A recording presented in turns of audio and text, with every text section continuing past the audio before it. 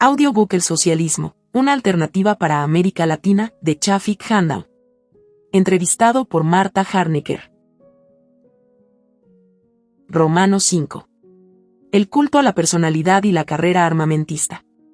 Hoy está muy generalizada una crítica unilateral a lo que ocurrió en la URSS durante la época de Stalin. ¿Podrías hacer un breve balance de ese periodo? A pesar de la crítica a los graves errores del rumbo que en aquellos años tomó la construcción del socialismo, hay que reconocer también que sus logros fueron el resultado de una gran hazaña del pueblo, que sacó al país del atraso y lo convirtió en una gran potencia. Estos logros en parte compensaban aquellos costos, por eso es que, cuando vino la Segunda Guerra Mundial y la brutal agresión de la maquinaria militar de Hitler, la más poderosa y eficiente del mundo en aquel entonces, el pueblo soviético realizó con heroísmo y sacrificio ilimitados la resistencia al invasor. Y luego lo persiguió en la derrota hasta Berlín. Esta es, sin duda, la más grande epopeya de este siglo, a pesar de los errores militares de Stalin. En los años anteriores a la agresión hitleriana, 22 de junio de 1941, Stalin había ordenado fusilar a prácticamente toda la generación de los más calificados jefes del Ejército Rojo. Y cometió graves errores de conducción militar, causantes de la debilidad inicial de la defensa del país y del enorme sacrificio en vidas que pagó el pueblo soviético. Pero la propaganda cultista, a esa fecha ya bastante desarrollada, lo hizo aparecer como el genial guía, diseñador y conductor de la estrategia victoriosa. Se enraizaba así, poderoso e inapelable, el culto a la personalidad de Stalin. Pero aunque el culto a Stalin, evaluado en su conjunto como factor político dominante en un periodo histórico de la URSS, causó un enorme daño al socialismo y al movimiento comunista mundial, es también justo reconocer que en los años de la Gran Guerra Patria, Stalin ejerció un gran influjo cohesionador y moralizador de firmeza, voluntad de resistencia y de victoria, basado en la fidelidad a la patria socialista. Esto es lo que explica, a mi modo de ver, la gran popularidad que entonces ganó. Se configuró así otro momento histórico de gran protagonismo del pueblo, el cual pudo haberse aprovechado para una rectificación del modelo socialista. Pero ocurrió lo contrario, la popularidad de Stalin reforzó el modelo autoritario represivo. Considero que esta fue una prueba suficiente y definitiva que permite afirmar que Stalin no fue el dirigente sabio y el abanderado de vanguardia del socialismo que, aún hoy, sigue siendo para no pocas personas del mundo.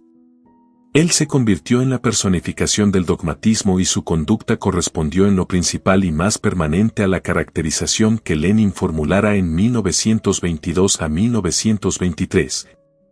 Cuando lo calificaba de rudo, intolerante, desleal, descortés, caprichoso, propenso al encono, persona que no siendo ruso devino chauvinista gran ruso y que, como secretario general, no era seguro que supiera utilizar su ilimitado poder con suficiente prudencia.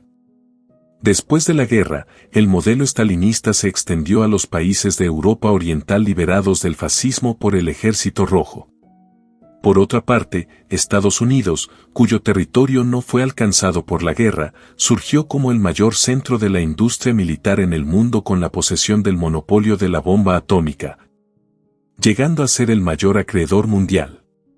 Esto planteó a la Unión Soviética el siguiente reto: romper el monopolio atómico y alcanzar la paridad militar nuclear y convencional. De otro modo se correría el riesgo de que el socialismo fuera agredido y sepultado tanto en la URSS como en Europa Oriental. Así fue como empezó otra fase de aquel modelo de socialismo estatista, en el que la carrera armamentista y el desarrollo militar fueron ocupando la suprema prioridad en el esfuerzo productivo, para lo cual era indispensable absolutizar la planificación y dirección centralizadas de la economía. La carrera armamentista fortaleció el sector militar de la economía. En él se invirtió lo mejor del pensamiento y los recursos. La Unión Soviética llegó a tener un equipamiento militar de la más alta tecnología y su desarrollo espacial, pionero desde sus inicios, sigue siendo lo más avanzado en el mundo. Pero esto devoró una parte cada vez mayor del producto nacional, con el consecuente sacrificio del desarrollo de la economía civil y el deterioro de los servicios sociales. A su vez, los cuadros dirigentes de la industria militar se fueron convirtiendo en los principales dirigentes del partido y del Estado. Así, además de la rigidez que es inherente a la dirección centralizada, al ponerse esta en función de la carrera armamentista, sus características negativas se reforzaron y se tornaron un estorbo casi infranqueable para el desarrollo científico-técnico de la producción civil. La carrera armamentista tuvo su propia lógica. Primero, el objetivo era alcanzar la paridad para defender al socialismo. Luego, empezó a traspasarse el lindero de la paridad y se buscó la superioridad. Esta carrera tuvo en el socialismo un impacto demoledor.